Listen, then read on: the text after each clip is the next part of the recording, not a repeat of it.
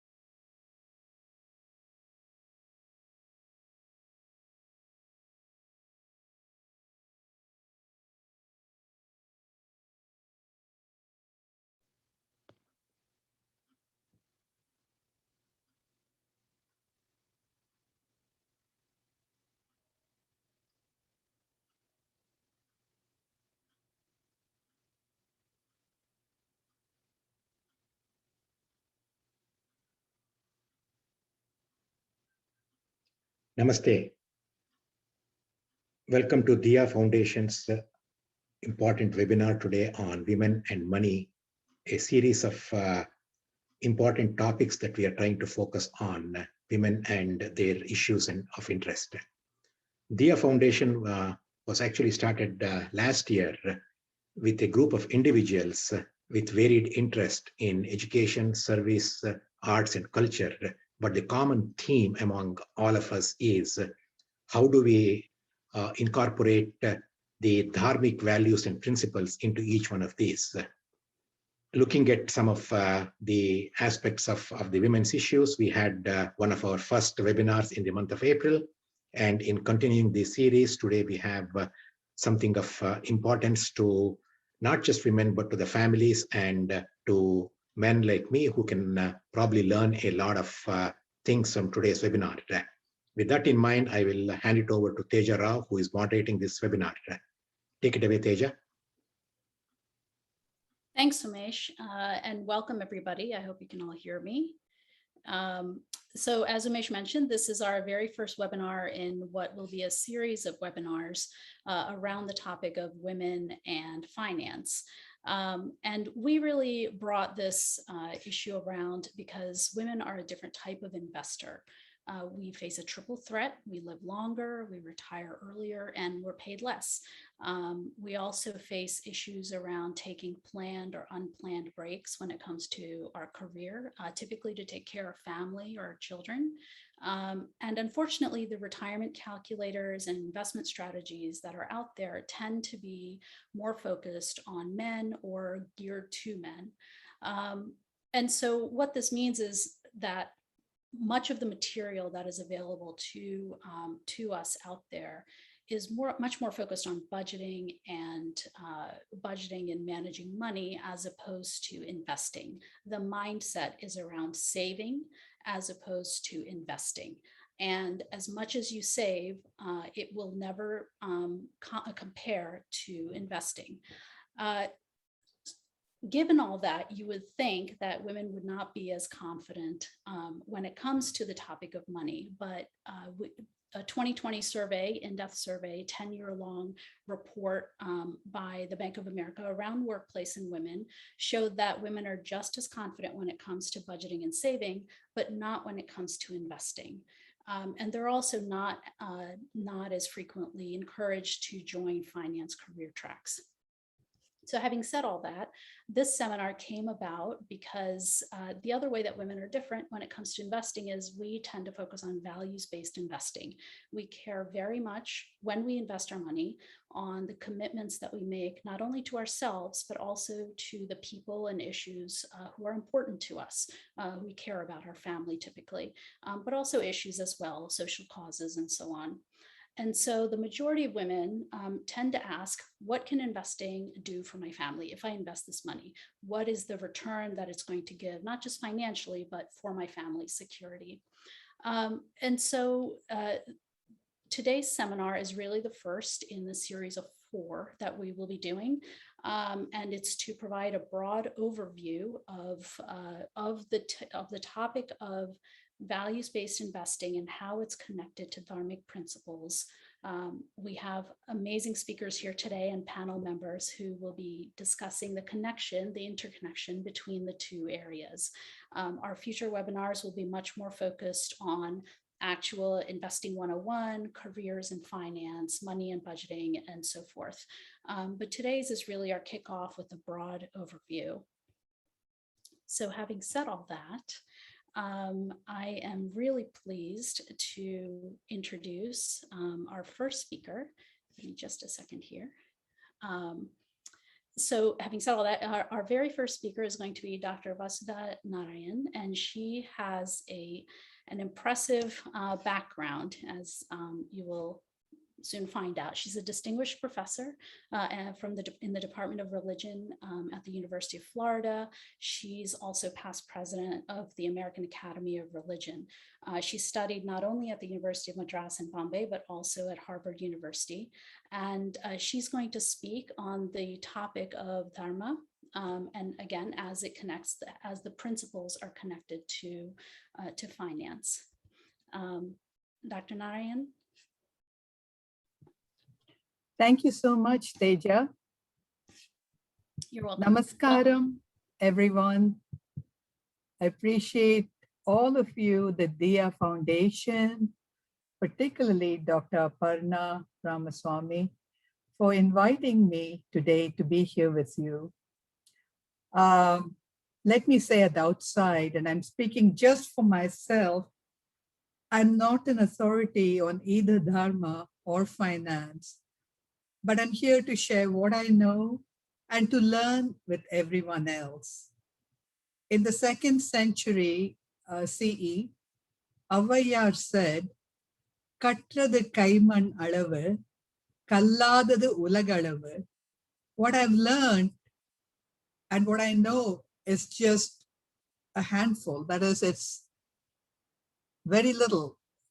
What I haven't learned is the size of this world, this universe. So among the many areas today that we'll be focusing on, there are 3 that I'd like to highlight for us to consider this afternoon. The first, the question itself of the authority of women to work with finances, to take a leadership role, because we are out there working both inside and outside the home. So what do we do with the money? Why is it that somehow this money, some of the major decisions are in many homes, not all, left to the men? Second, what would be the guiding principles in working with investment from the viewpoint of Dharma? Third, and this will come up primarily in the discussions, What challenges do we overcome to be more active and to be financially secure? Most important, we want our sons and daughters to be financially independent. How are we going to be proactive in this? We certainly want our children, both of them, or whether they're boys or girls, to be very active. So to address the first point, some of us have grown up with ideas that men may provide the financial leadership, invest the savings, plan for the retirement. The Indian equivalent of what they say in America, putting the bread on the table. In fact, the general idea in many societies have been culturally loaded in terms of patriarchy. And if you think about it, it's both a right and a responsibility for men, but it's also a burden for them. Not quite in all ways, but we can think of it as gendered, as when women take care of domestic chores and today also work outside the house.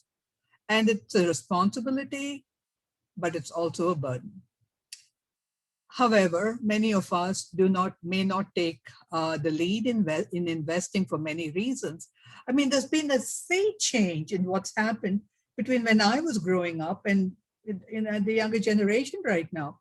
When I was growing up and I was going to be studying philosophy and religion, my mother was very anxious, but then eventually others persuaded her, oh, she's going to get married, don't worry about it. That's not the norm anymore anywhere. So we are out there working, that train has left the station. So what do we do with the money? The world we live in and inhabit is very different from a few generations back. However, what are the values which encourage us to fulfill our dharma? And part of this, and this is the first thing which I want to insist on, is to be an active participant. Think of it as your dharma. Whatever your marital status, whether you're married, single, in whatever way, be an active leader, participant in the key financial decisions. If you're single, you don't have an option, you have to do it. If you're married, remember the wife is always Saha Dharmacharini, the full partner in Dharma, full. But you should be taking that responsibility up. This means that our goals in Dharma are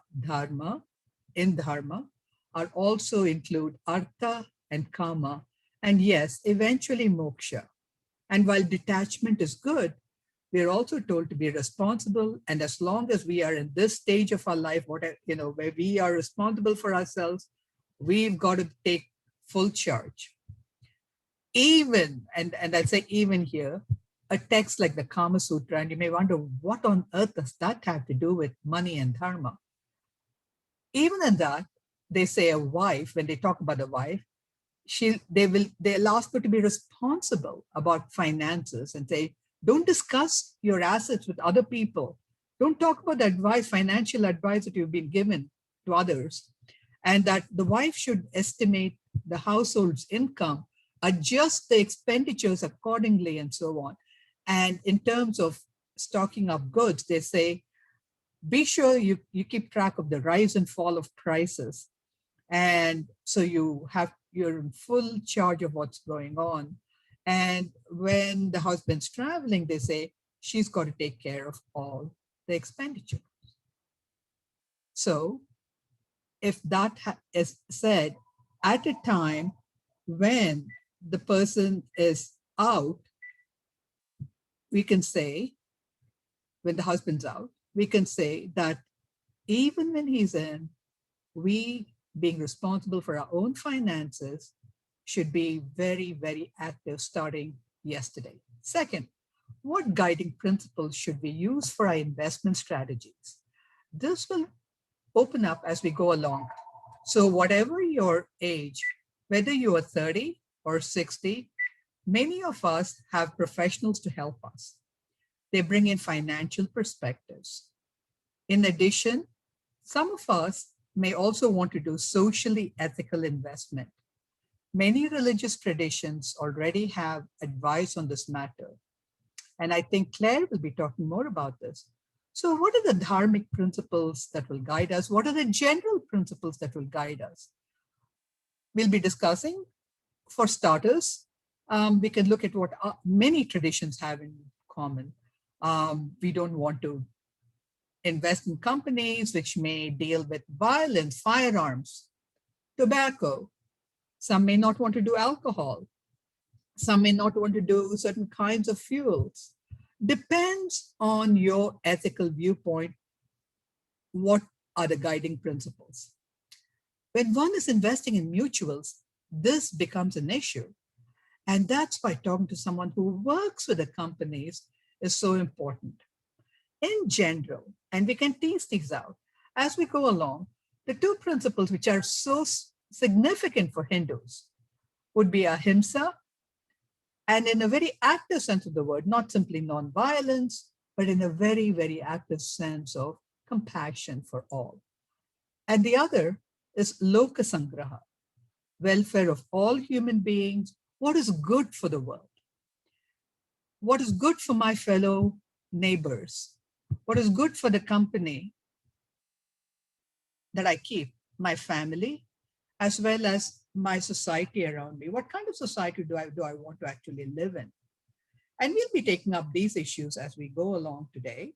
And others will unfold the details of what we mean by lokasangraha, the welfare of the world, and not wanting to indulge in more violence, not wanting to create harm for other people's health, and so on.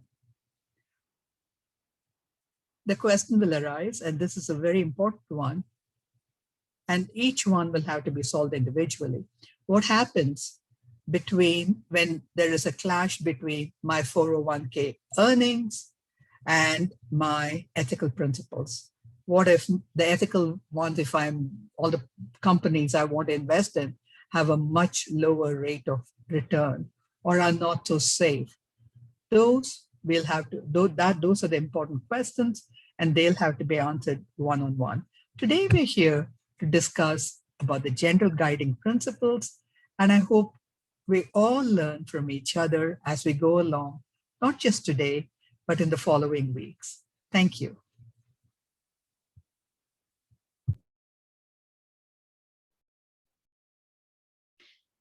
Thank you so much for that overview and really getting us started on this road of understanding how our values and dharmic principles can start to inform our the financial parts of our life. So coming up next, we have two wonderful speakers who will be further informing this topic, as well as speaking a little bit about their own personal narratives. So first we have Dr. Bhakti Mamtora. She is an assistant professor of religious studies and South Asian studies at the College of Worcester. And we will also have with her, Dr. Venu Mehta, who is a scholar of Jainism, and her research focuses particularly on devotional practices and the literature surrounding that. So welcome, Dr. Mehta and Dr. Mamtora.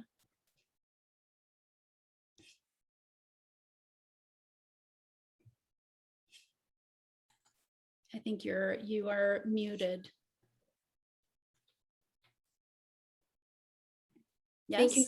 Yes. Can you hear? Okay. Thank you for that introduction, Teja. And thank you to the Dia Foundation and Dr. Aparna Ramaswamy for having us here today. We're really looking forward to this conversation on Dharma and women and finance.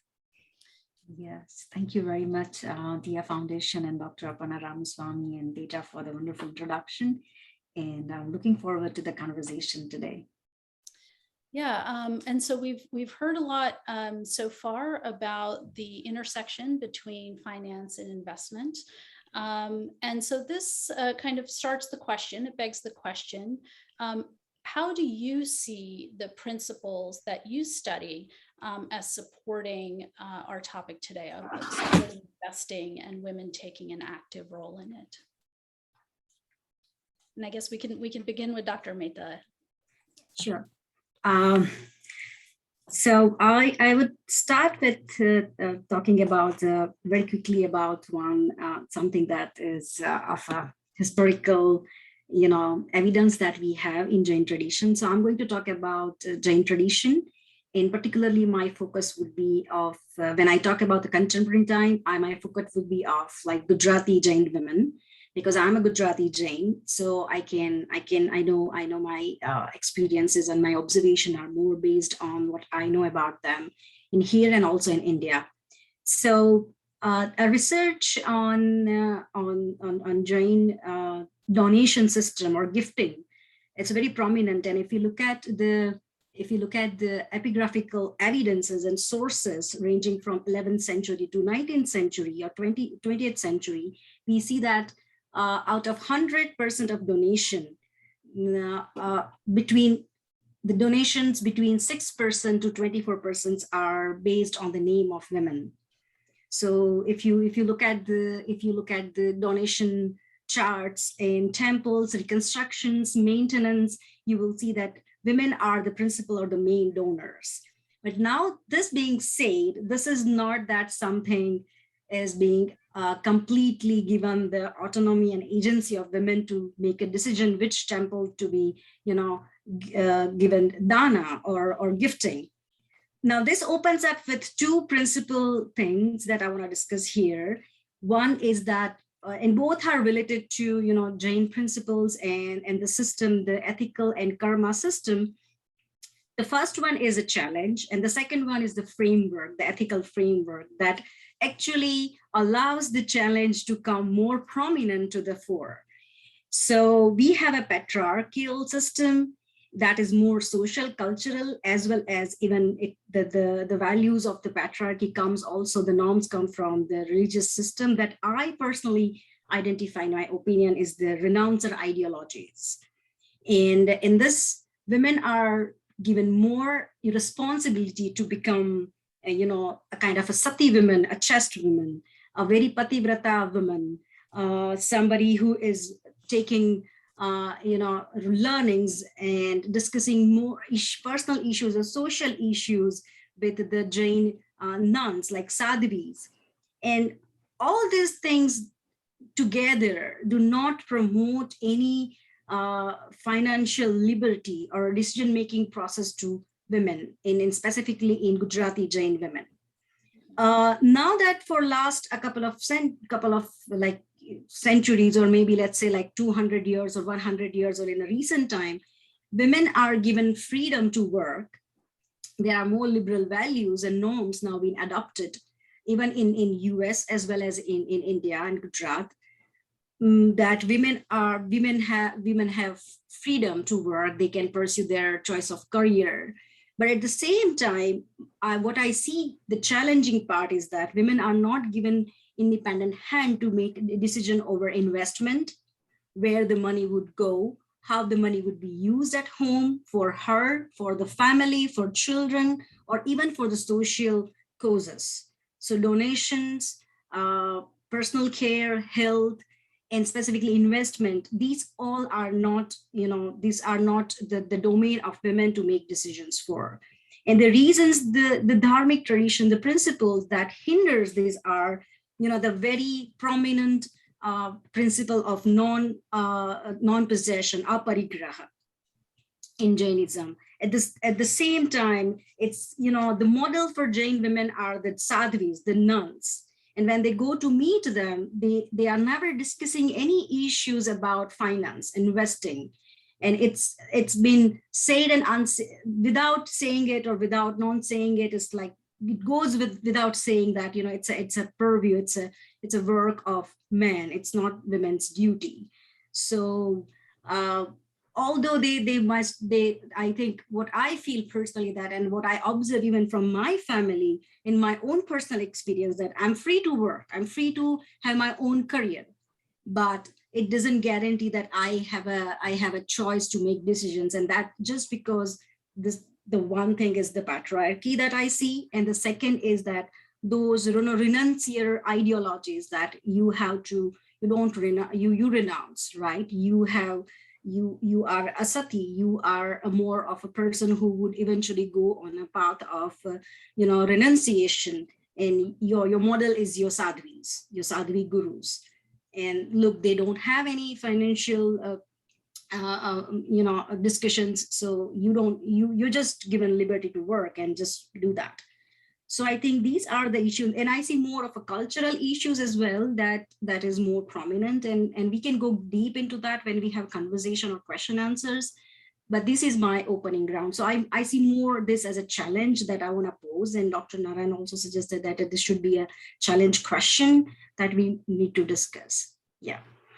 Thank you. And, it's so interesting that you say this whole concept of non-possession and the conflict between what the cultural rules and societal rules have become and the Jain principles, and how they come together or don't come together in certain aspects. So around that, Dr. Mantora, how would you say that you see the principles that you study as either supporting and or maybe even hindering the progress of women in this field? So Professor Narayanan already alluded to much of this, some of this earlier, but within the context of the Hindu traditions, there are a range of perspectives on Dharma, women, and like household involvement. And if we look at this historically, there are some examples from the Vedic period, especially with regards to the sacrifice and how women were responsible for making the donations during the sacrifice itself. It was the woman who was managing or guardian or serving as the custodian of the property and deciding how to make those transactions.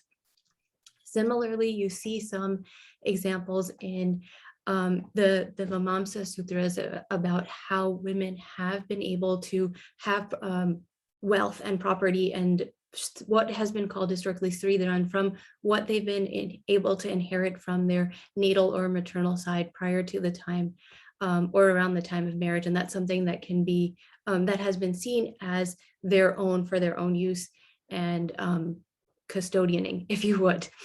At the same time, we just fast forwarding a little bit historically, we also see conversations in the laws of Manu, which talks about Dharma in its various forms, about how generally the male members of the household, what have you, are doing the protecting, the guardianing, and the looking after of women. And so there is this conversation or suggestion that, and it has been read in ways that women are suggested to be less than and have to be sort of in the care of. There's some passages that, from the laws of Manu as well, that mention how the husband should engage their wife in the collection and expenditure of wealth, in cleanliness, in Dharma and cooking for the family, etc., and looking after the necessities of the household. So there are these gradations, and they've been read in different ways throughout history of how women should or should not participate in household making decisions or being responsible for the finances. And a lot of the conversation that I'd like to talk about a little bit later today is how have, even in more recent times, women found ways, how have women found ways to sort of push back against what the socially, culturally maybe accepted norms that Venu was describing that maybe cut across, maybe not just South Asian women, but women in general, Asian women in general, about the ways in which they're involved or invested in those financial decisions. So I've talked for a bit. I'm going to stop there, but thank you, Bhakti, thank you, Venu. I'd like to kind of throw in something here. In some of what we hear, there seems to be a clash between what we would call the Varnashrama Dharma. That is, what is the Dharma for me right now and for the next few years, for the next few decades? And then the Moksha Dharma, that is the Dharma which is to do with detachment and giving away stuff and not being materialistic. And that leads you to moksha. And yes, both dharmas are important for us. But I think what our texts show, and certainly the practice shows quite a bit, is that we have to be practical. And we have to take care of the financial well-being of ourselves for now and for the future. So what are you doing about this? So this is particularly significant for now. And we should therefore take heed that there are any number of role models where women have been very, very self-sufficient and been very generous. And one can be generous in terms of money. So they have been independent in their own names, giving away money for good causes. Please remember that the first major recorded endowment in the Tirumala Tirupati temple was done by a woman, Samabai, in the 7th century, in the 10th century. She gave money for an eternal lamp and the Bhoga Srinivasa and specified what her money should be used for. The first ever recorded endowment of money in Cambodia was done by a woman called Kulaprabhavati. And she gave money in her own name. And 1500 years later, we still know that. So ideally, there should not be a clash, but there is nothing wrong in being independent financially.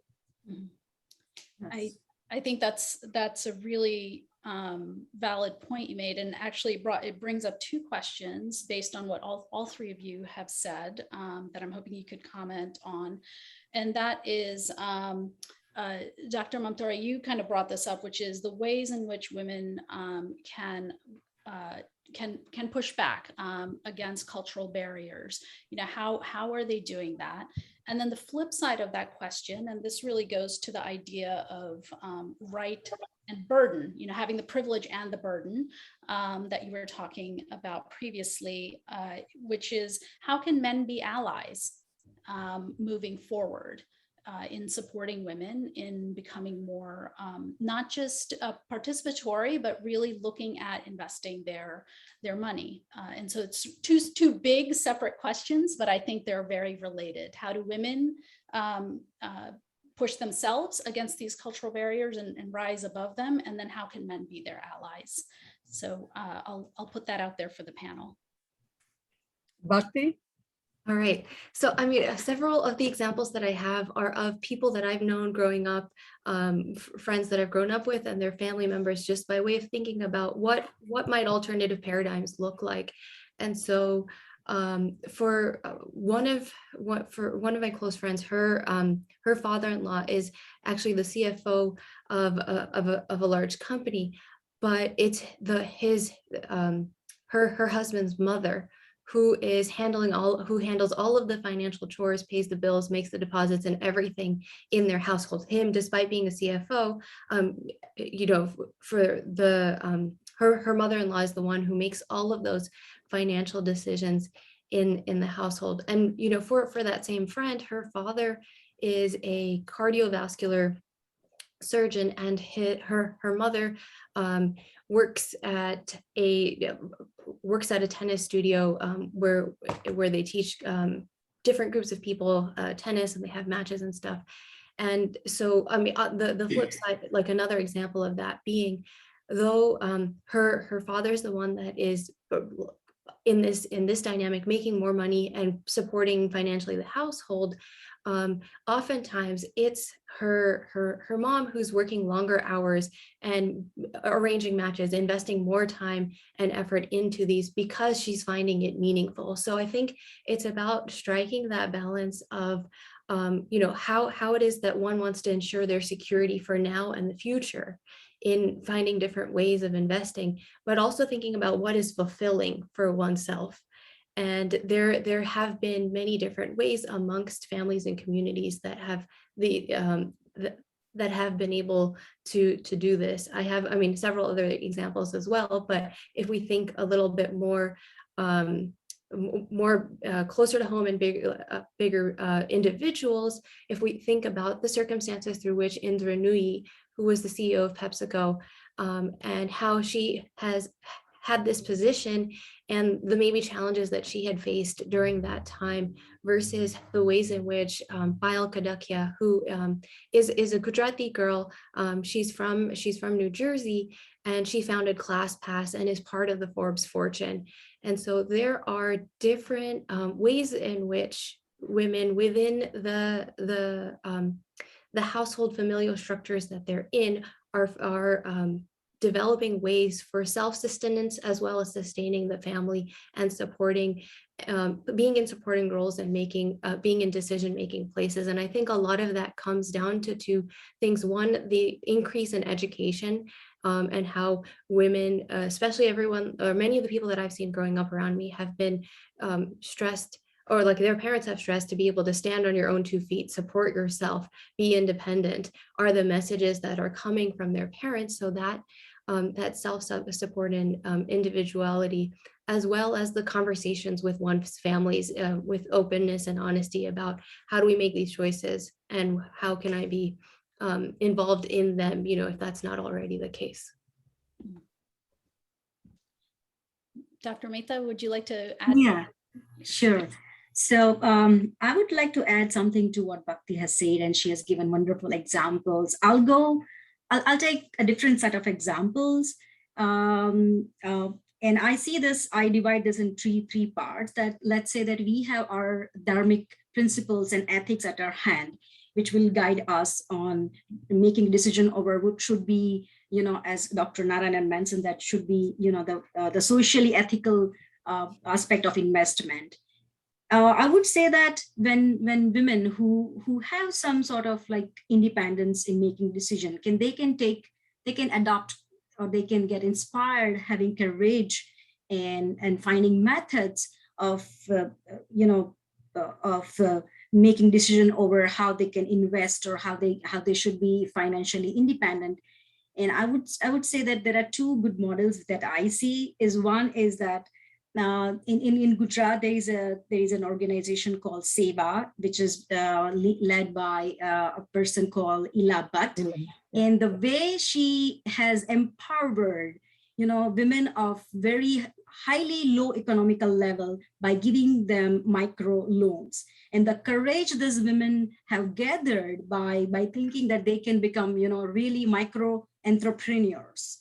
If this women can do, and they don't have anything to do with the dharmic principles, dharma norms, their mission is to survive and have self-confidence and have space for themselves within their family and society.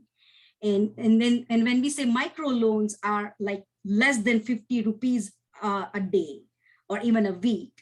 So this is one model. These women have courage. These women have vision. They have their plannings. You know, even this women can do, then why not educated women can do this? And the second model, which I very much am fascinated with, is the model given by Mahatma Gandhi, and that is Swarajya economy, where, you know, you are self-dependent by earning, and you use that money for your own economic, you know, your sector, for your pocket. You so it's like you know, you are not thinking very globally all the time, but you are micromanaging your own finance at your level. So the ground realities are sometimes very different than we think when we sit on our, you know, chair and table. So these two models are, these models can provide us, you know, the courage, the models that how people can think.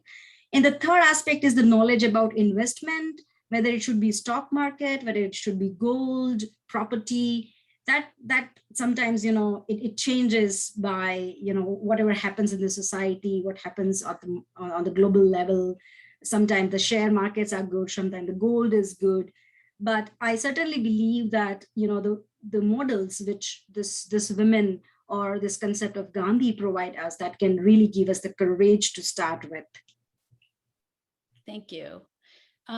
So we have covered a lot of ground today and some pretty deep issues that I think we can continue to talk about for at least another 2 hours, but unfortunately we have limited time here today.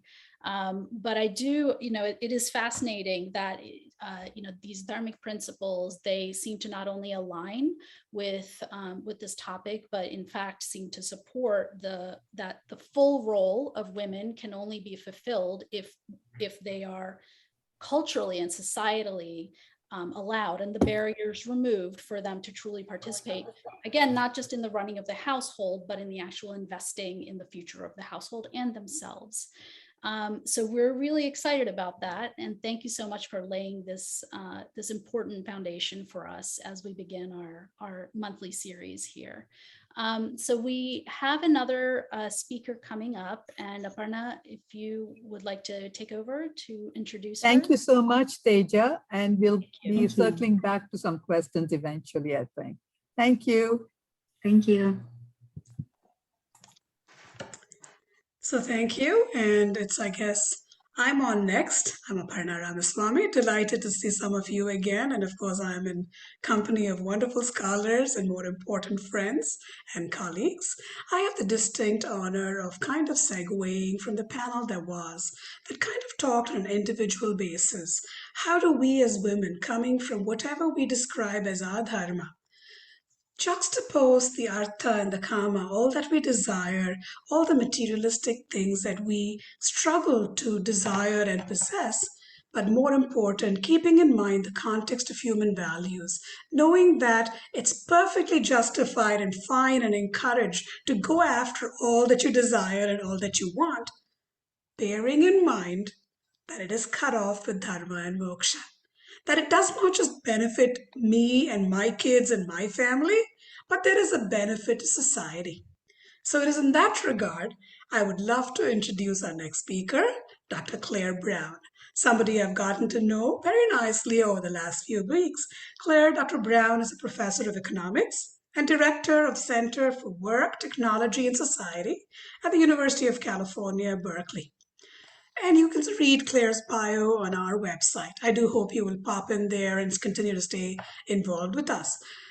My understanding of what Claire does with her work is, you see, the same struggle that we're talking about, she has looked at it on a more academic economic model level.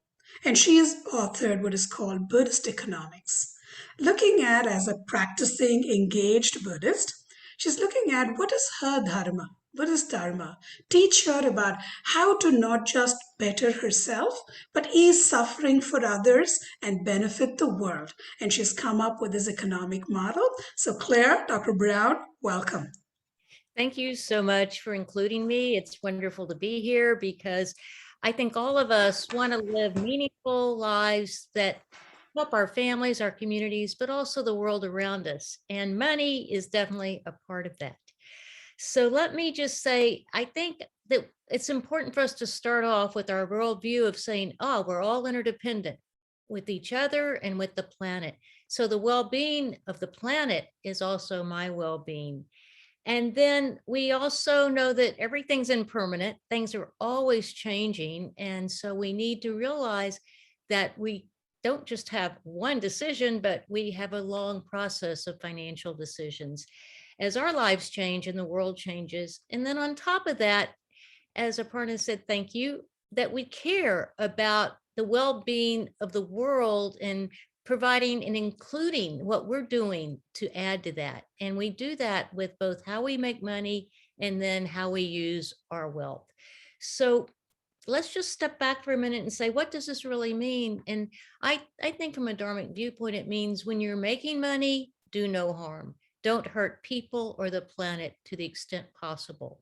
And then when you have income and wealth to spend, you first of all don't want to be too materialistic. You really do want to live a life that's of comfort for you and your family, but you also want to understand that there are many more important things than just outer wealth, that we do care about our inner wealth. And so for me, that means, living a comfortable life, but not buying any more than I need for me or my family. And then using my other income to add to my wealth for retirement, but also to help right now to relieve global suffering. And the global suffering, as you know, is enormous. For me, I use the ESG principles because they're easy to know. So ESG is environment, social, and governance. And you can use these for portfolio analysis, and you can learn about it. And I'm sure you'll be learning about it in future seminars here, but there's a lot of work online. So if you say, for me, if I don't want to do harm, the number one thing to do is to divest. So I own no assets in fossil fuel industry. That's pretty easy to do. And in fact, I have a research team at UC Berkeley where we've shown, along with others who've shown this, that you actually would make more money in your portfolio over the last 10 years, over the last 5 years, if you had had no fossil fuel assets. And so what's important is that your value investing around things that are hurting the planet often are actually fiduciary responsible, in that you will actually, your portfolio won't suffer. And in most cases, it will actually benefit from not holding assets that are toxic or harmful to the planet. Because right now, things are happening so fast that it increases your financial risk to own these assets that are toxic. So that's actually somewhat reassuring that you can think, oh, how can I use my investments and my assets to actually support the planet, to help heal the planet and not harm it? And as I said, you'll be learning more about that in future seminars. But just right now, I want to lay the groundwork for that, because we do care about our outer wealth, and we want to use it for our families, our communities, and to help the world. But we also want to make sure that it's supporting our inner wealth and our own spiritual growth, because we aren't here to make, when we leave, we aren't leaving a bunch of material wealth. We're actually caring about who we are, the life we've lived, and the karma that we have when we go on. And so it's really important for us to care about how are we living, and not only for ourselves, but for our families and our role models, for our kids and our grandkids. And so for me, it's just really important to say, okay, I want to make sure that I'm doing no harm, but more than that, I want to make sure that I'm helping people and the planet with the way I live, with how I make my money, and then also how I invest my money. And fortunately, as women, we can do that. And that's why I'm so pleased about this seminar series, to help us come together and learn and discuss, because we know a lot and we can share what we know, and then together we can move ahead, because I do know women are very powerful, and together we can definitely improve the well-being, not just of our families, but of the world. So I'm so happy to be here, and I look forward to hearing the further discussion, because so far the discussion's been very, very informative. Thank you. Thank you, Claire. And I think you kind of segued into my next point. And at this point, I will open up also the discussions. Why is this discussion only about women? Because so far we've talked about Dharma. Dharma principles don't make it gender specific. They're not saying here is the rule for women with regard to money and regard here for men.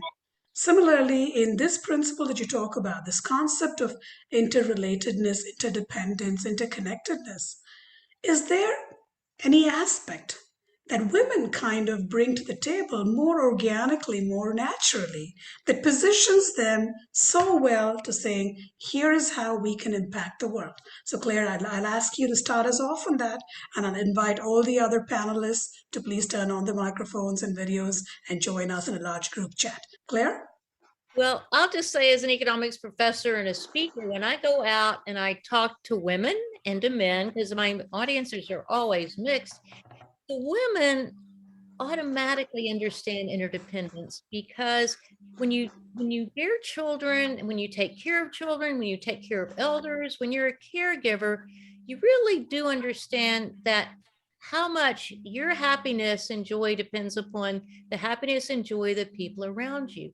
And so it's not hard for women to also understand nature and how we relate to nature. The men get nature almost quicker than they get interconnectedness to humans. But women also, I find, can go beyond the self quite easily.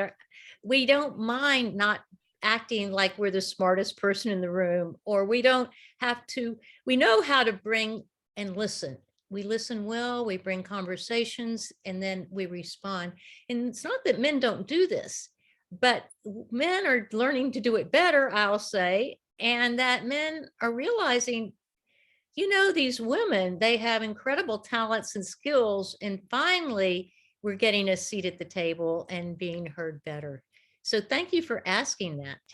Absolutely. And here's where I'd like to invite all of our other panelists for questions, because as I hear one statements that Dharma does not necessarily say don't be materialistic, don't hold on to things. It just says help a few others while you're also going to go about gaining your wealth.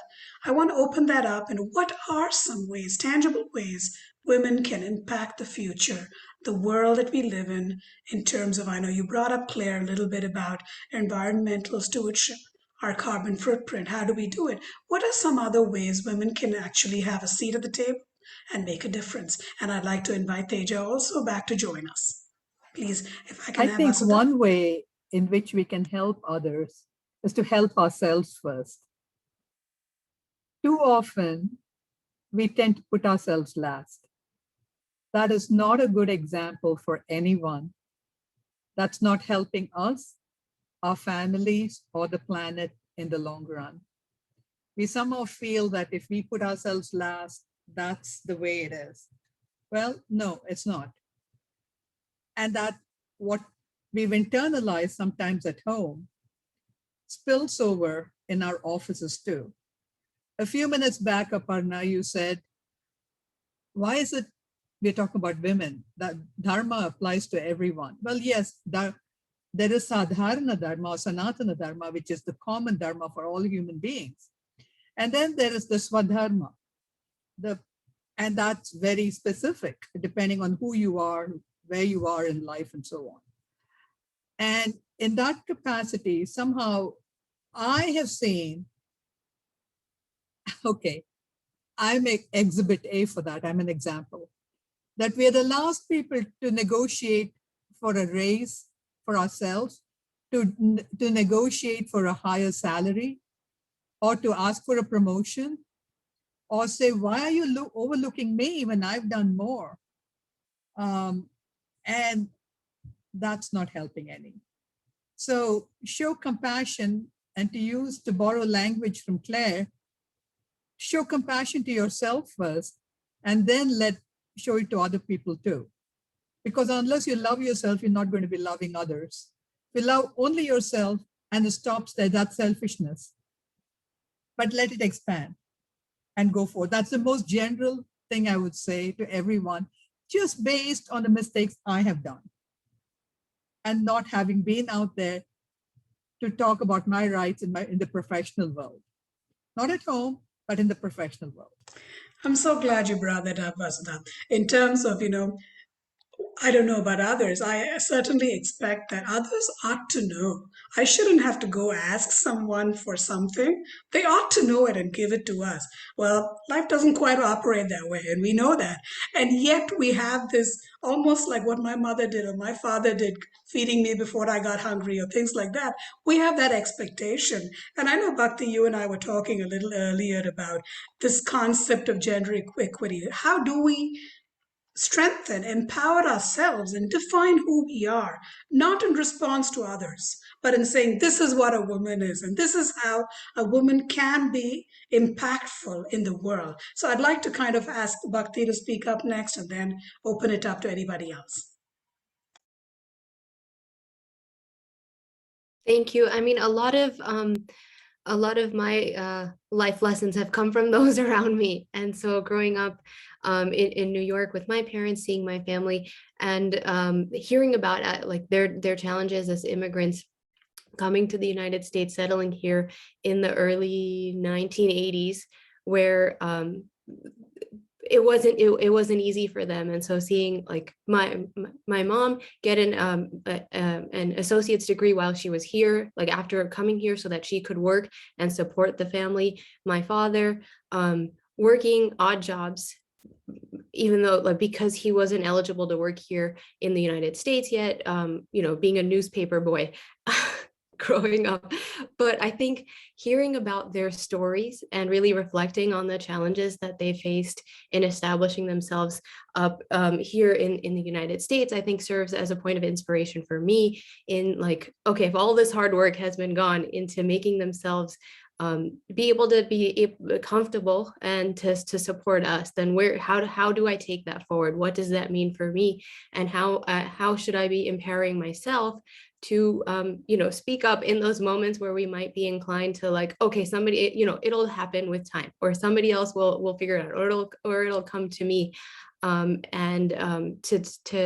Dr. Narayanan's point about standing up sort of for yourself, speaking for yourself, those are things that don't naturally come easy, but by embracing those and harnessing those skills is definitely one way of being able to support others, because through that knowledge that one gains by experience, you can very easily share that with your friends and family. Hey, I did this, I wasn't sure what I was doing, even if it was investing. I mean, speaking of myself, I don't pay, I should now, after having heard this conversation, I should pay more attention to the investing in the stocks. I did when AMC and GameStop in the United States were all the rage earlier this year. I wanted to know what was going on and why people were making the choices that they did, started paying more attention.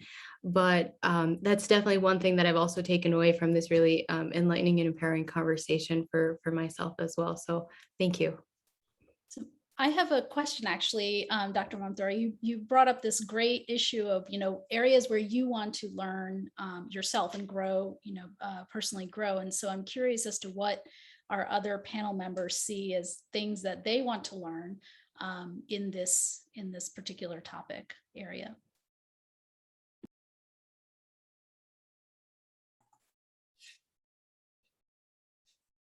Yeah, hi. So I'm not a US citizen yet. I'm on a working visa. So I would certainly like to learn more about that. What would be, good avenues where I can think about, like, investing?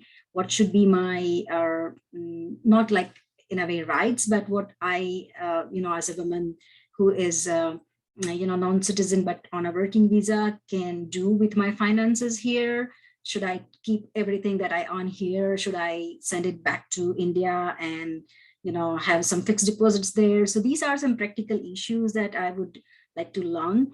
And at the same time, would like to even rethink and reflect on that, like, how investing as a Jain in certain things. Should it be gold always? Should it be stock markets?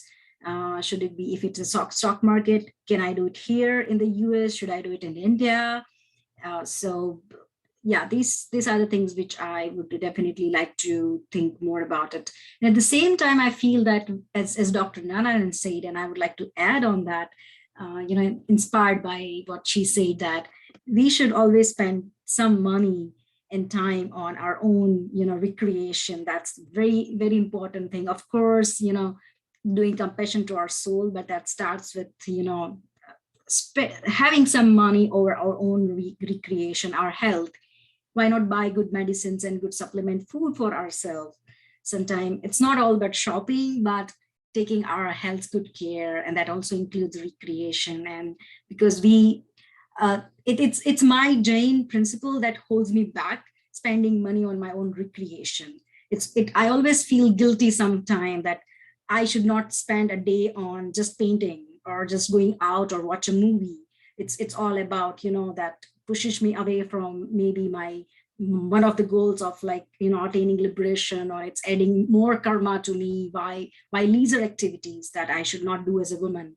I should rather work at home, clean house. So, and then these are issues I believe that it is connected to money, finance, investing, spending money is also the part of all this. So this issues needs to also be, sometimes reflected, thought about, discussed about. And young generation there is a very good platform that's called Global Jain Network, and it's for youth, Jain youth in the US, and they are discussing so many issues about it. And I think I should I should discuss this thing with them because they are more energetic. They have new vision. They know what they want to do. So yeah, this can be discussed further and even in future. And I think that's extremely honest of you, Venu, to share about our own dialogue with ourselves, the guilt that we have. And I want to bring in Claire over here to kind of give us, and I see that you have a thought here too, so I want to ask the question. Claire, what is your comment here? Well, I think that what's really important for all of us, and we need to understand what we can do individually, and what choices do we need to make to live in a way that supports the planet and other people, but also we're limited. We go out to shop, or we go out to use energy, or we go out to do all kinds of things and to get healthcare, education, and our choices are limited because it's determined by the government policies. And so for me, I think we need to seriously think about, okay, even if I live the best possible life I could, caring for people on the planet as well as myself, what are my true options? What would my carbon footprint look like? Well, you know what? It would be way too high. The UN shows us. So for us to have carbon footprints that are sustainable, the government has to really make our options better, like giving us clean energy, giving us good health care, giving us good education, giving us clean water. So it's like we need to be able in our daily lives to live in an economy that's based upon clean energy, clean water, and caring for the planet, and regulating companies so that they behave themselves. Also regulating companies so that when we go to make investments, we don't take on unknown financial risk. So there's lots of ways the government needs to create the economy so that we can function in it, and that then when we function and make our choices well, we're actually living a very meaningful but healthy life for ourselves and for the planet. So for me, that's really an important question that I hope that we all keep learning about. And I'm glad you brought that up. So we see the both sides. There is a personal decisions we make.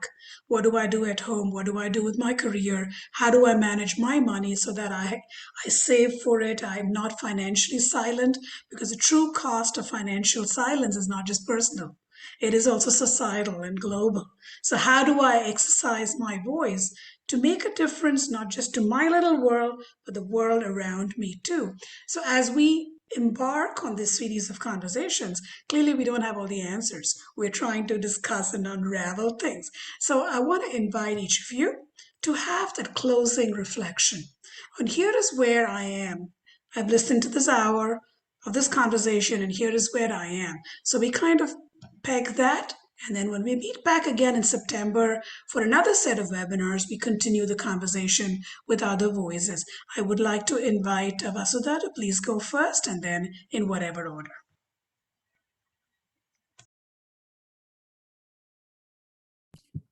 Thank you. And I appreciate you initiating this whole way of thinking. There are many things which are beyond my control. I wish I could say they're all in my control. I'm a control freak, but they're not. I imagine they are, but I pay taxes, and my taxes are going into activities that I don't want them to go into. I know that. I don't want to support certain kinds of administration, certain kinds of regimes, certain kinds of activities, but that's way beyond my control. I choose to live in this country. It's my privilege and my joy to be here. And therefore, I accept it to a certain extent, but kicking and screaming and a lot of kicking. So I think wherever possible, we have to make those kinds of decisions to speak out, not just on a national level, but also let's come home. What do I have to stand up for? First of all, for myself, and it's a work in progress. It's not like I'm perfect. It's not like I'm there all the time. And sometimes it's just boring. I don't want to do this, but I have to do this to be responsible. So it's a chore. I mean, sometimes I just leave it to someone else. Can you do it, please? But it's not going to work out that way, especially if I think at the end of the day, I can't blame someone else for where the money is. So if I want to have a say ethically in where the money is going, if I want to have a say in where my money is for the medical needs that I may face in retirement, because the old ashrama system, where your grandchildren who are going to take care of you, which may have never have happened actually, could have just been the norm, but that's not in place. I'm responsible for myself, and I don't want to be a burden for the rest of the family. Keeping that in mind, compassion for myself as well as for my offspring, whom I don't want to be put in a position that they have to drop everything and come and take care of me, I have to make certain decisions. Am I being strong enough, disciplined enough, more than anything, disciplined enough to do that?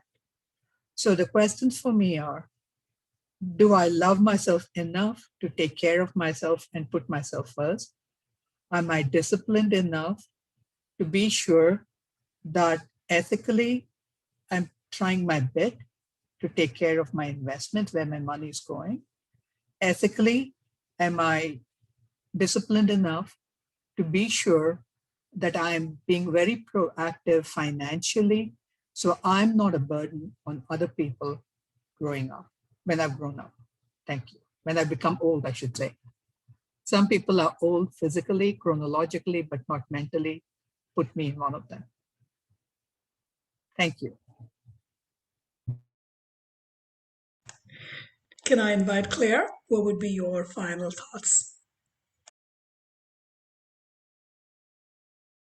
Thank you. My final comment builds upon what everyone here has said, to bring us all together and say, you know, it takes courage. It takes courage to live a meaningful life. It takes courage to care for people and the planet.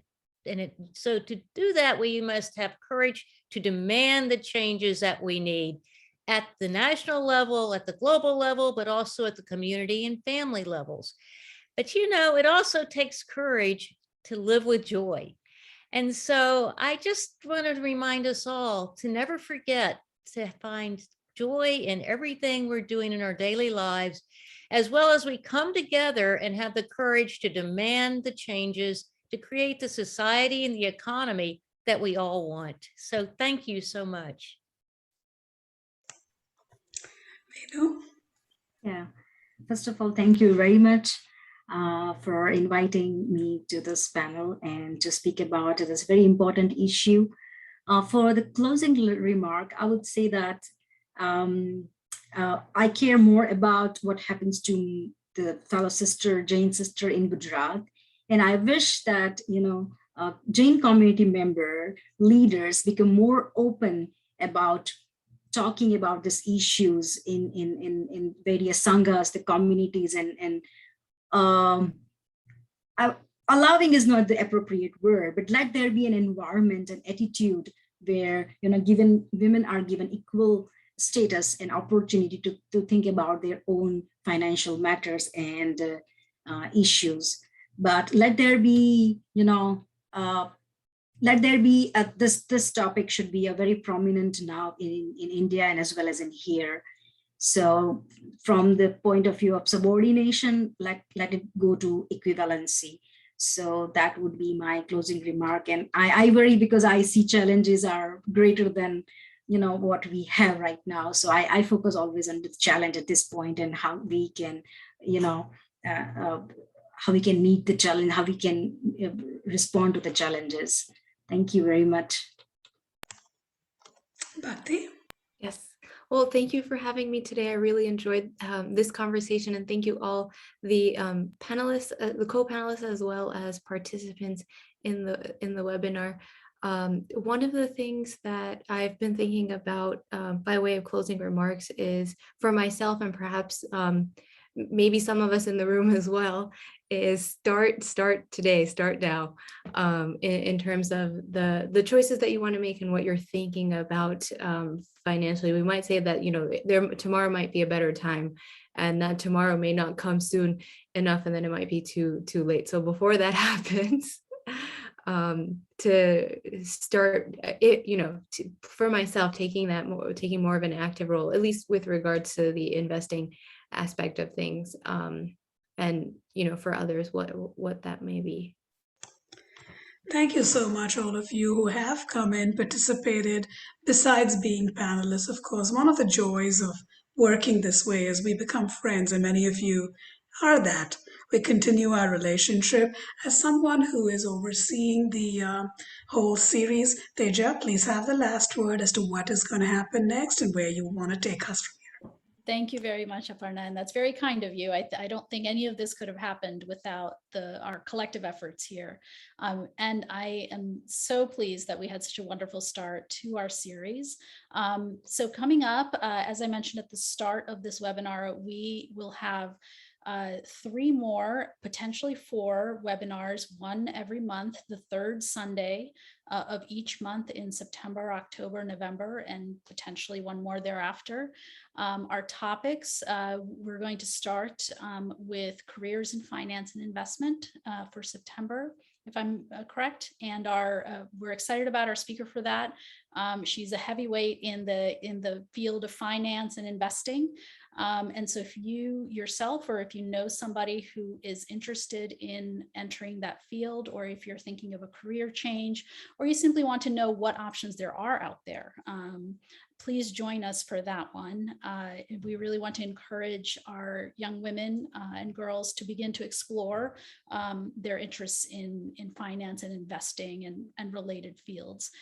We're also going to have in October and November topics around Investing 101, which will be really providing a foundation of information on investing and identifying your goals, putting together a financial plan, and really going down that practical hands-on road.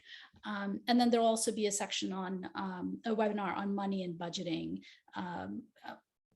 later on this fall, and that will be focused on the more day-to-day aspects of money. So that's what we have so far. Thank you all for joining us, and thank you so much for our panelists and for really giving us this terrific start to the series. Take care, everybody. Thank you, and have a wonderful rest of the day. Thank you.